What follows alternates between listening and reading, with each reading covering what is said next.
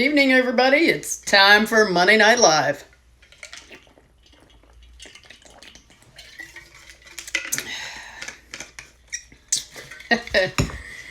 Hey, guys. Hey, Renee. Bad enough. What's up? Hey, Liana. What's going on? Sierra, how are you, man?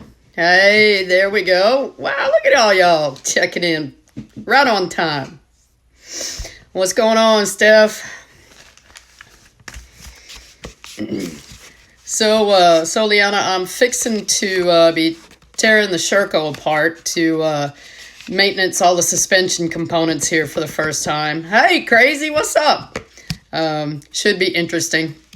Hope I don't screw anything up. Hey, Noah, good to see you, man. I was a lot more punctual with my notices today, wasn't I? So, Dirt Fam Racing, by the way, so while we're sitting here waiting, is going to be promoting their first race this year for TCCRA. Hi, PJ. What's up, man? In May 2nd, 3rd, I believe it is. So that should be fun. We'll probably go just to harass Robert and confuse him. Wow. Hey, what's going on, plant-based? Working on getting towards a plant-based life. It's going to take a while, but I'm getting there. Maybe we should have conversations later. DMs. I have questions. So while we're waiting for a few more people to check in, because it's only 7:32, tonight's topic, as you guys have seen, is women in motorsport, yesterday, today, and tomorrow. Lance, what's up?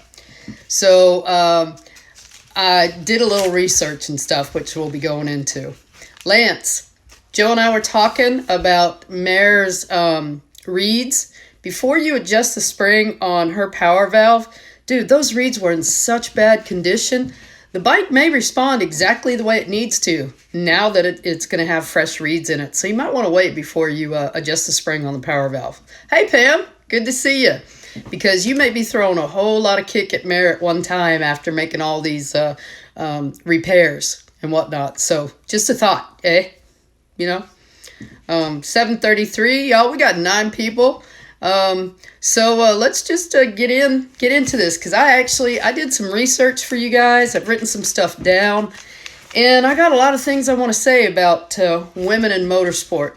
Now, of course, this is going to focus more on women in dirt bike racing, but I did go back to women racing, and obviously at the beginning of it for women, it was on 4 wheels and cars. But before we talk about women in motorsport, yesterday, today, and tomorrow, I want to give a huge shout out to little Tinley McCoy. She is the first girl to podium in the Supercross KTM Juniors. Woo-woo! I believe her Instagram is a hashtag only to follow. So if you guys want to hashtag her on Instagram and say congratulations. That is an awesome accomplishment. We're all really excited for her. Yes, Noah, Joe is actually very pumped to be on his new bike. Hey, Crazy, what's up?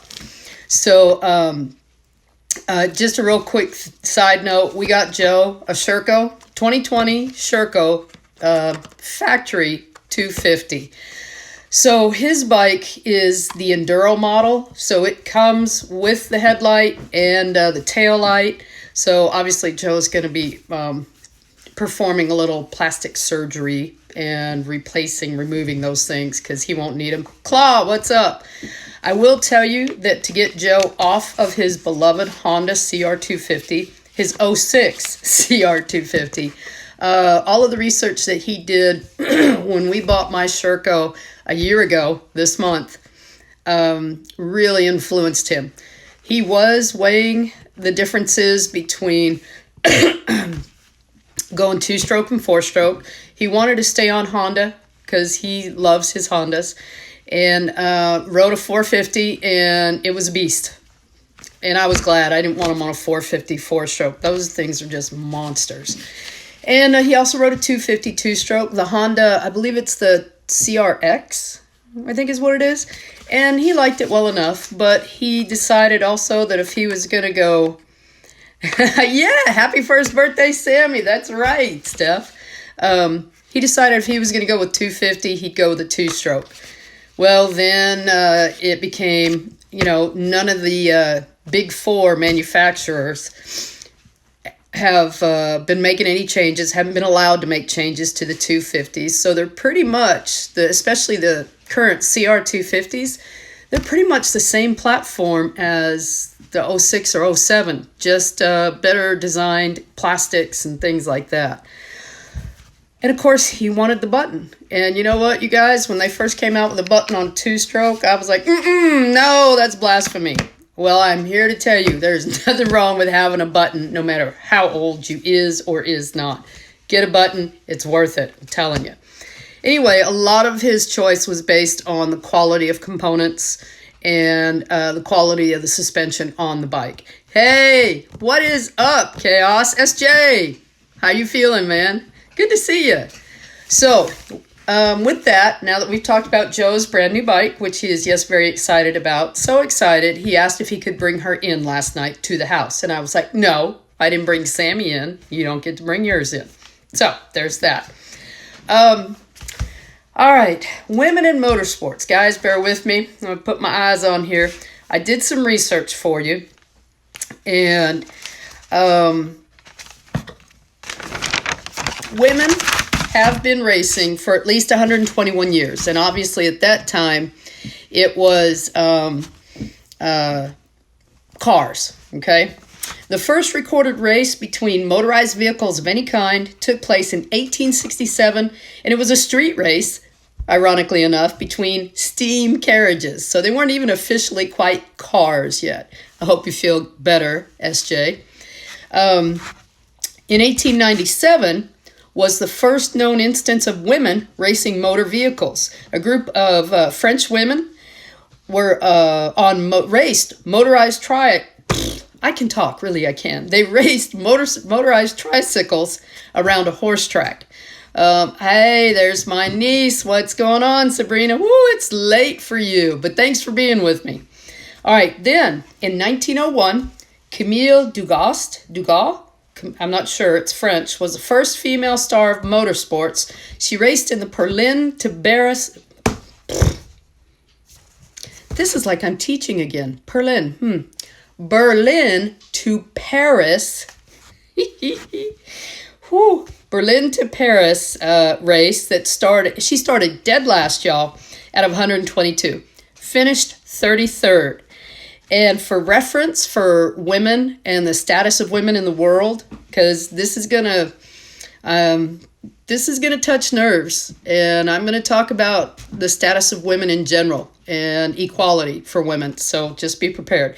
But this same year, 1901, is the same year that girls were actually included for the first time in Chinese education. Okay? 1905, Brighton Speed Trials. Dorothy Levitt won her engine class group, going almost 80 miles per hour in her car. The next year, and then she was called the fastest woman on Earth the next year because she went 91 miles per hour.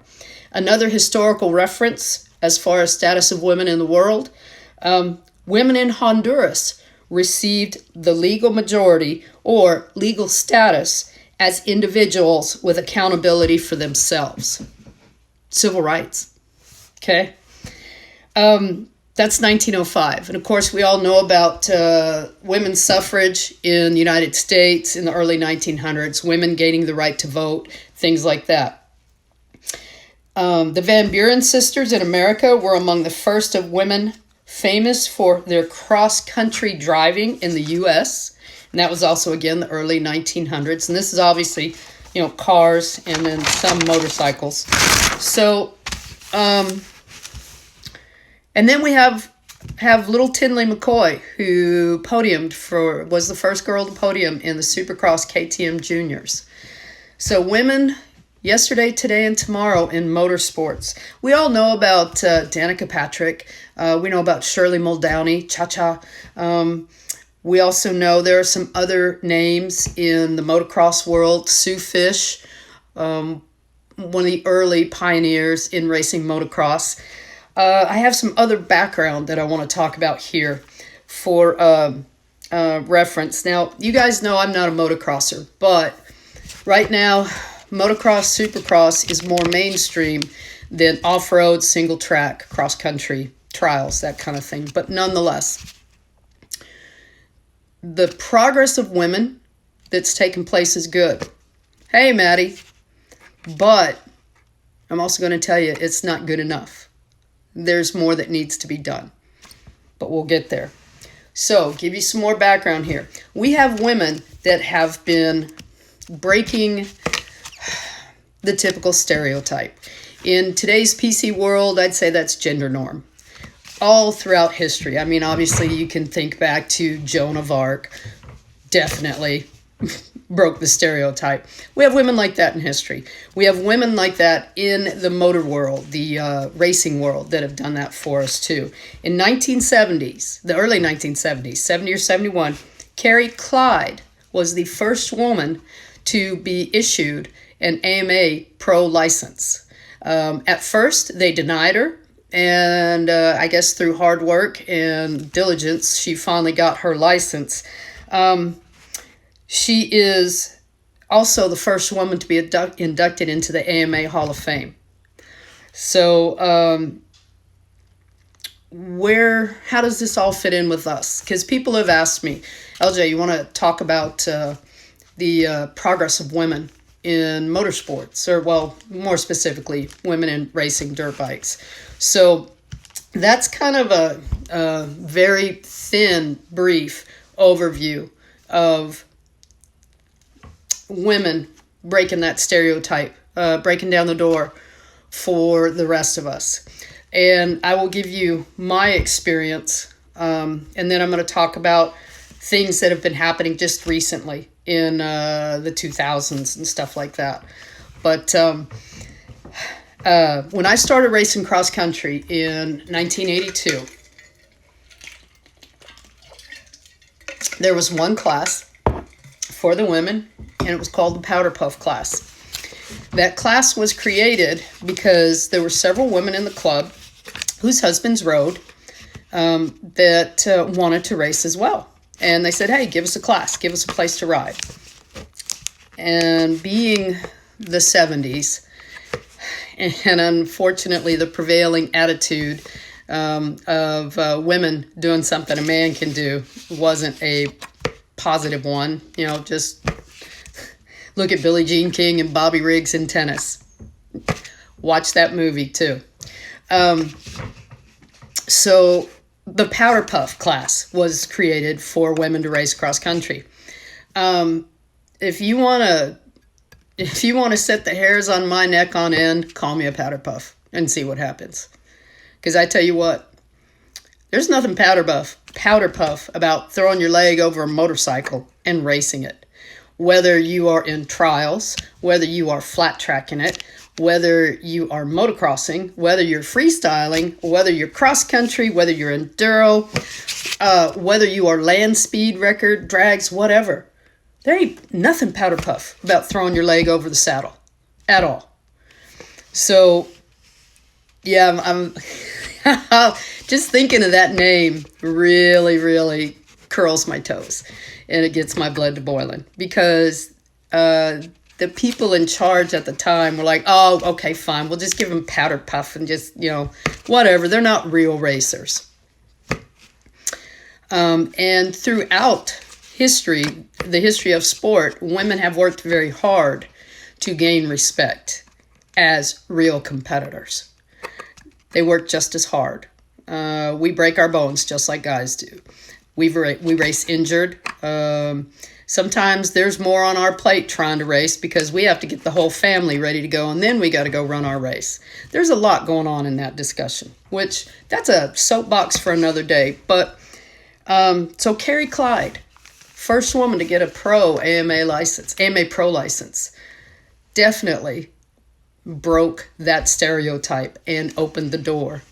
And that's what I want to talk about, is the women who have run through those open doors that were kicked open in the late 1800s by the women racing the cars, and the early 1900s with women riding motorcycles and racing them. I threw up some pictures on my Instagram story just before I went live of some vintage women on motorcycles and in cars and stuff, just for the fun of it. So something else that spurred me to this topic of discussion is that the American women, for the first time, let me see, is it for the first time? Let me see. For the first time since 2007, the American women won the ISDE in 2019. The team of women. 2007 was the first year that the ISDE, the International 6 Days Endurance, used to be International 6 Days Trials, then they made it to Enduro, rather. And 2007 was the first time they had a women's class. There were many women that were running that race prior to that, but they were not factory supported. They did it all themselves. They had to provide everything for themselves, pay for their bikes to get there, everything. So 2007 is the first year that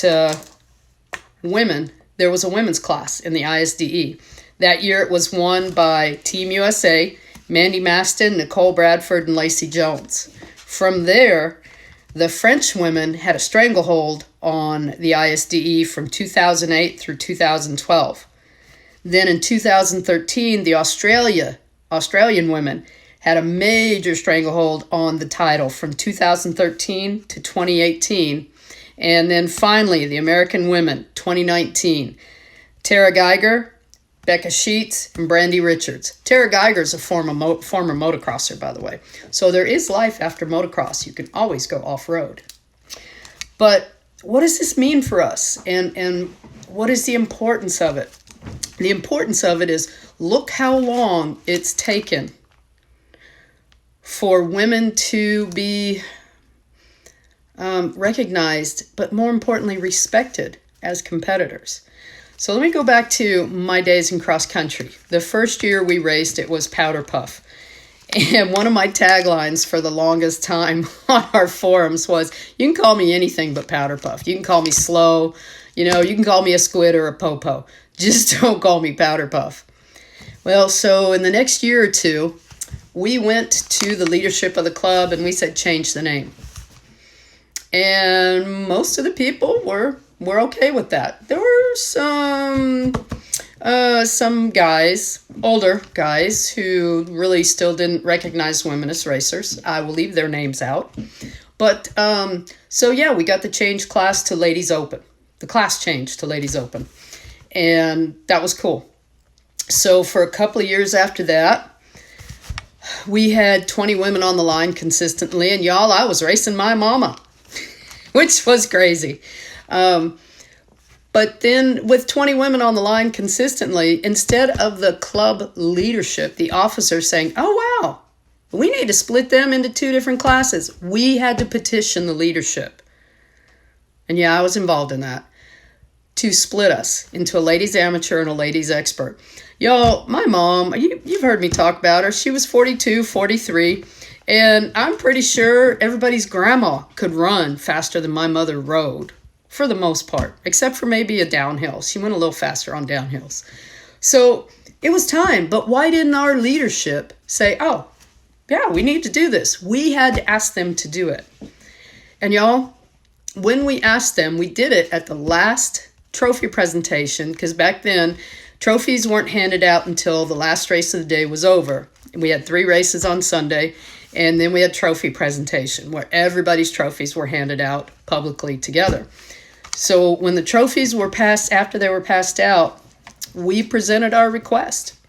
And one of the older members in the club, Pops, who still races vintage racing today, and the guy is still freaking fast, and I swear he's 150. No, he's probably like 80, 75, 80. Anyway, Pops was like, yeah, it's time to split y'all. We had one dissenting vote, one dissenting voice, and it was our president. And his comment was, Why do y'all need to split into expert and amateur? Why don't you go race with the guys? And I can't tell you how many times I've heard that in the 38 years I've been racing. And I was a little bit of a firebrand back then. Imagine that. And I bristled. And I said, why do I have to race with the guys?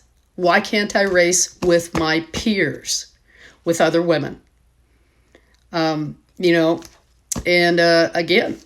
the membership agreed with us saying, yeah, we need to split them. It's to grow the sport. And that's the thing. Everybody always says, happy wife, happy life.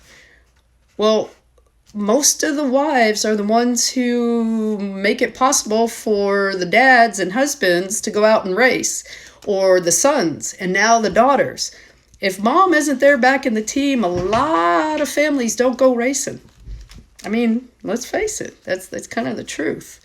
And so, if mom's racing, then dad's going to get to race. Everybody's happy. The club grows, the sport grows, all that kind of stuff. Anyway, I'm not resentful of that, but gosh, y'all, go race with the guys.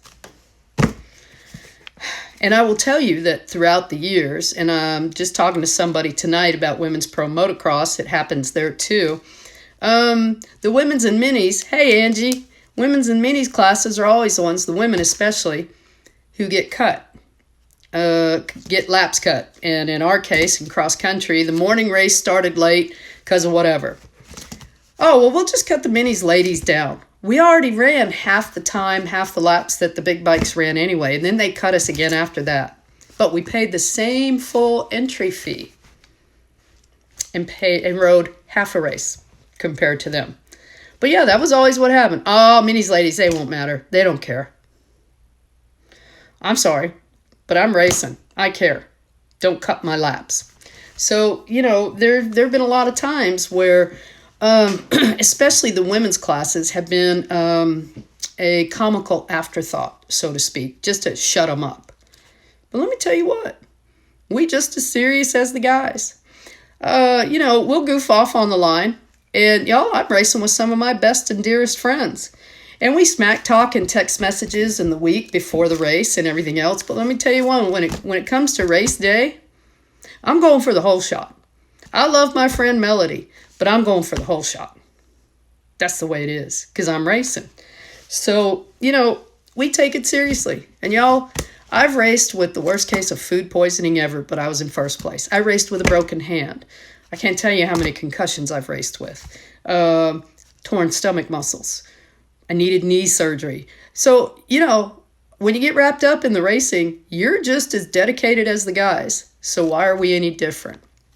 So we've got these major strides that have been taking place for us. And it's been over 100 years. So if you're looking at the first recorded instance of women racing was, 1897 to 1997. That's 100 years. To 2007, let's do the math, to 2017, we're talking almost 150 years of racing that's been going on. And yet we are still struggling for our place in the racing world. And I think young ladies like this little Tinley McCoy, they're going to do it for us, because they're finally getting everything that we didn't get. Yeah, Pam, it is dying slowly, but it's taking so long. So I talked about Carrie Clyde, and I also wanted to talk about, we have several women. We have at least 10 women that are racing the Supercross Futures program right now. And in the GNCC, we have 3 women's classes. We've got the women's class, the women's C, and then the girls. So things are changing. The thing is, we need participation. So that's another aspect of tonight's conversation, is getting out there and riding. Something else I want to tell you guys about, go check out online the Women's Sports Foundation. It's a great place to go check out a lot of history in women's sports. Ashley Fiolick, wish I knew how to say her name correctly, has been an ambassador for that organization. So where I want to go to now is Do you guys know who the 5 greatest female moto athletes are without Googling it?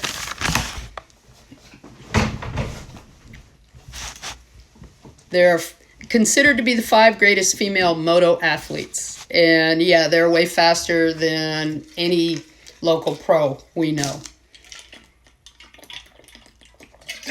I just said one of them. Ashley. Ashley is the first woman to ever receive a full factory ride. First woman motocrosser. No, not Jordan Jarvis. Not yet, Noah. Jordan's good, but not yet. Ashley's one of them. Number 2, Tara Geiger, who was just on the 2019 ISDE Championship women's team. Yep, and she is hearing impaired, Claw, you're right. Next, number 3, Jessica Patterson. Number 4, Vicky Golden. And number 5, I have had the pleasure of being lapped by this woman at Loretta's, Mercedes Gonzalez. She had a ride from Kawasaki. She and Dee Wood both had kind of support rides from Kawasaki. They were not factory riders. They got 2 bikes a year and a parts allowance, so to speak. And I talked with Dee this afternoon, and I was asking her more questions about when she rode, because Dee has always referred to her racing career once she had the support from Kawasaki as a hobby. Y'all, she and Mercedes, they paid their own way to get to the races. They didn't get all that money. They had some money from sponsorships. Sue Fish is a pioneer, Claw, but she's not considered one of the fastest, not anymore. Probably maybe 20 years ago she might have been, but you know, Ashley and all these other women, they grew up on a motorcycle. They started probably when they were 2 or 3, and unfortunately I didn't start racing until I was 17. Yeah, Claude, Dee kicked my butt a lot too. And just I'll give you a little spoiler. Dee has agreed to come on to Instagram Live and do an interview with me, so we will be doing that soon. But anyway, Ashley, first woman to receive a full factory ride. And out of how many racers, how many women, girls, ladies, young ladies, females that are racing motocross in just the U.S. today, you know? 1. That number needs to grow. But the only way it can grow is through little racers like Tinley McCoy. Wow, you know, it's crazy. Motocross was introduced to the U.S. in the 70s, and by 1974, there were 300 women who competed for the title of Powder Puff National Championship. It was a huge race. The next year, they changed that name. It was not called that ever again. And only 2 years, 82 and 84, I think it is, that race has not run, and it's still run today. There are lots of races, lots of series, small local series that are going on all over the country. There's, you know, the off-road series. We've got Enduro. Just here in Texas, we've got T-Sec. We've got the Trials. So we have lots of places to ride, but we need to grow the sport. We need to get more female participation, because unfortunately when our numbers go down, a lot of times our classes get removed. Racing in TCCRA for the longest time, it was we just had the ladies amateur and expert, and then we finally added over 30, the over 30 class. It was all one group. Then it got split into amateur and expert.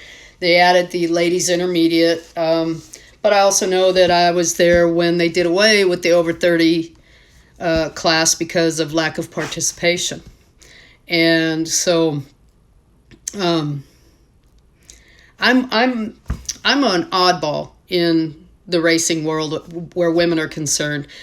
I have raced every year since 1982. The only times that I have taken off were I missed part of a season because of knee surgery. I missed part of a season because of a nasty staph-infected bug bite on my butt that I couldn't sit. So, oh, hey, now that's cool, Steph. Last year in Torn, 50 amateur and 50 intermediate Pee-wee, both won by girls. Lily Walker, and I know who the other one is, Lena Lambert. That's awesome. I will also point out that in TCCRA, the Susie Boyer overall points award for the Minis Ladies program was won by a ladies intermediate rider. And yeah, that one's named after my mom, y'all. So it's, at times, and this is something Dee and I were talking about this afternoon, at times it feels like we've come so far. And yet then you blink and you step back and you're going, no, we haven't. We were talking about in general, in the WNBA, y'all, they don't play their games in the huge arenas. The Dallas WNBA team does not play in AT&T Stadium. I'm sorry, American Airlines Center. They play in a college university gym. And I know their salaries are not commensurate to what the NBA players make. Look at the U.S. women's national team, soccer team. We all know that story. They won.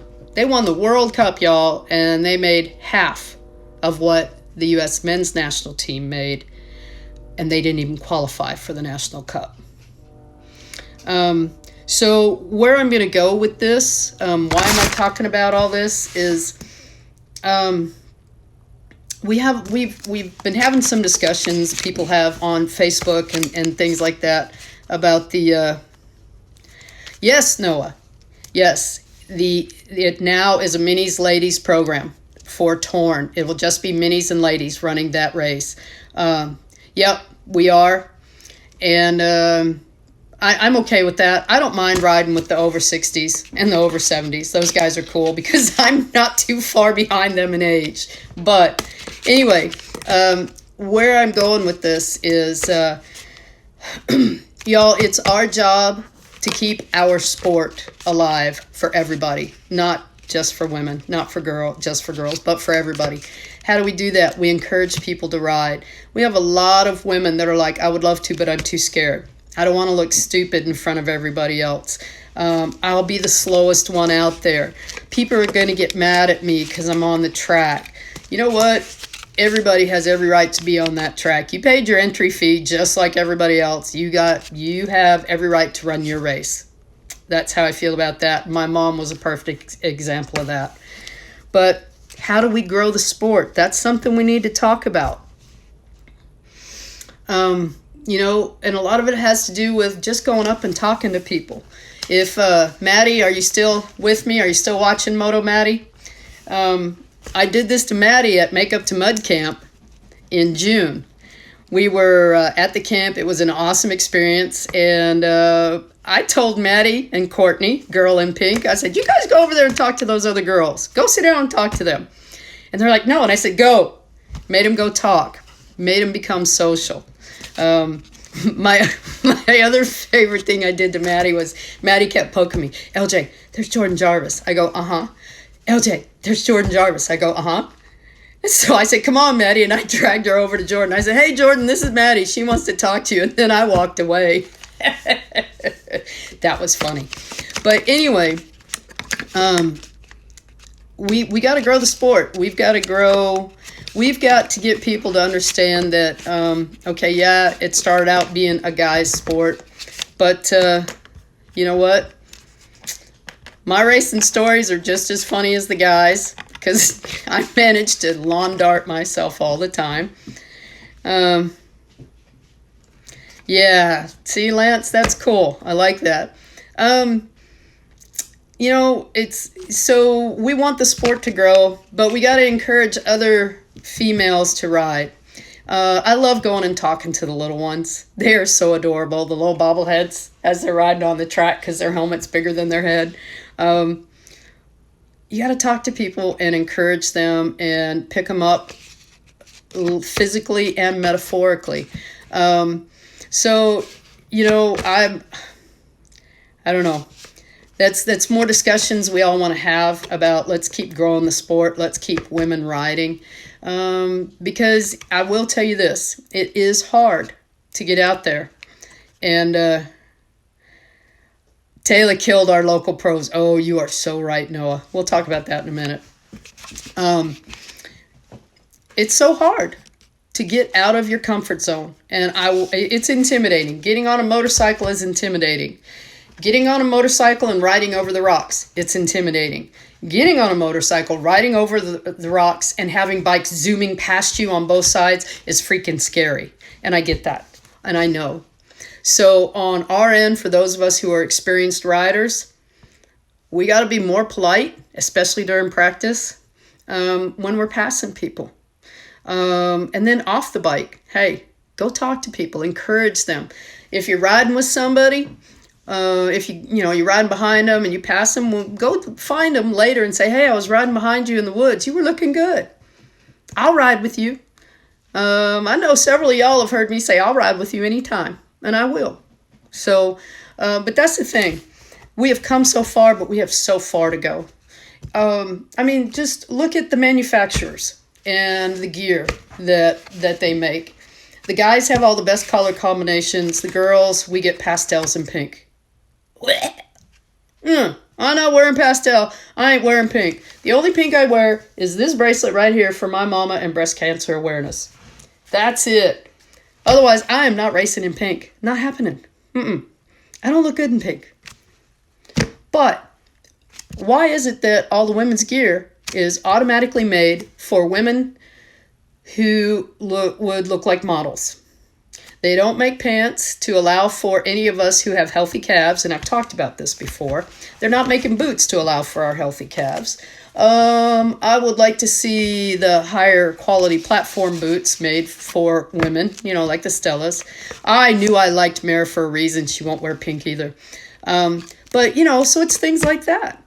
And we still have a ways to go.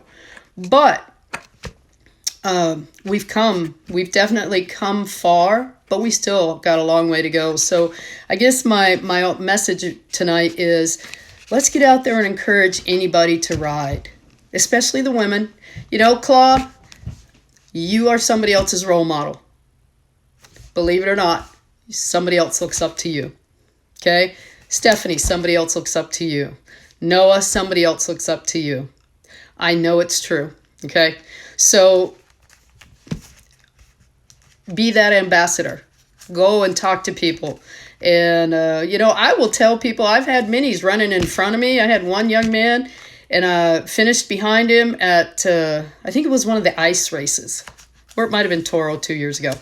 Anyway, and I walked up to him, my son, you ride? I said, son, you're riding really well. But you and I did not ride the same track. And he was like, huh? What do you mean? He rode the middle of the track, y'all. The whole time. We all know the middle of the track is the roughest place to be. And so I explained to him, I said, dude, I'm over on this side. I'm over here. I am never in the middle. I didn't even know the boy, but I told him that. And I said, good job, and walked away.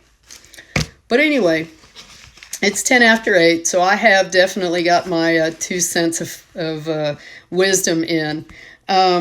So, Women's Sports Foundation, y'all go hashtag Tinley, Tinley McCoy, hashtag her, congratulate her. Let me see, what else do I want to point out and remind you guys of? Oh, one other thing. One of our fellow racers, she and her mom was in a car wreck. Hannah, 172. This shout out goes to Hannah and her mom. Hannah's fine. Her mom got banged up pretty bad. She got out of the hospital, but she's going back in for surgery tomorrow. So Hannah, 172, good luck to your mama in surgery tomorrow. We're hoping for a speedy, full recovery. So prayers, healing, good thoughts, good vibes, everything to you and your mama. That she continues to heal and gets back to 100%. other than that, I know that TCCRA had their promoters meeting, and all of their locations should be getting posted pretty quick. I know that Torn, TCCRA both have their dates up for scheduling races. There's also a spreadsheet in the TCCRA forums or Facebook, somewhere in one of their Facebook chats, about somebody put a spreadsheet with all the TSEC races, GNCC races, and I don't know, there's like 5 or 6 race schedules. All the dates are put there so you know who's running when and where. And I just received horrible news this weekend that they are not doing a Gutbuster 24 this year. I am bummed.